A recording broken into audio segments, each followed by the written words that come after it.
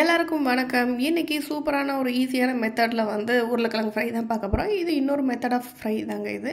இதுக்கு நீங்கள் தோலை நல்லா பீல் பண்ணிவிட்டு இந்த மாதிரி தின் ஸ்லைஸ் தான் நீங்கள் கட் பண்ணி வச்சுக்கணும். பெருசாக இருந்தால் அந்த மாதிரி குட்டியாக கட் பண்ணிக்கோங்க, இல்லைனா முழுசாக ரவுண்ட் ரவுண்டாக கூட கட் பண்ணிக்கலாம்.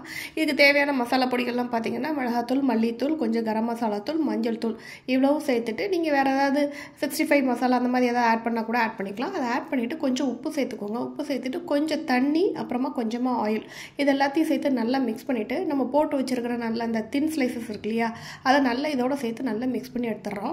தேவைப்பட்டால் நீங்கள் காரம் சேர்த்துக்கோங்க. நான் காரம் பத்தலைன்னு சொல்லிட்டு திருப்பி கொஞ்சம் காரம் சேர்த்துருக்கிறேன். இந்த மாதிரி பேஸ்ட் ரெடி பண்ணதுக்கப்புறமா இந்த உருளைக்கிழங்குல நீங்கள் நல்லா கோட் பண்ணி விட்டுருங்க. கோட் பண்ணிவிட்டு ஒரு 1/2 அன் ஹவர் வரைக்கும் அதை நல்லா ஊற விட்டுருங்க. ஊறினதுக்கப்புறமா ஒரு கடாயில் ஆயில் விட்டுட்டு இந்த மாதிரி பேனாக இருந்ததுன்னா ஃப்ரை பண்ணுறதுக்கு உங்களுக்கு ஈஸியாக இருக்கும். இந்த மாதிரி ஆயில் சுட்டதுக்கப்புறமா நீங்கள் ஒன்று ஒன்றா எடுத்து நீங்கள் ஃப்ரை பண்ணுங்கள். ஃபஸ்ட்டு கொஞ்சம் நேரம் நல்லா ஃப்ரை ஆகட்டும். அதுக்கப்புறமா நீங்கள் கிண்டி திருப்பி விட்டுக்கோங்க. மொத்தமாக போட்டு ஃப்ரை பண்ணாதீங்க. சிங்கிள் பீஸஸாக கொஞ்சம் ஃப்ரை பண்ணிங்க அப்படின்னா கொஞ்சம் ஒன்றோட ஒன்று ஒட்டாமல் தனித்தனியாக இருக்கும். இல்லைனா மொத்தமாக சேர்ந்துடும், உங்களுக்கு அது வேகாமல் போயிடும்.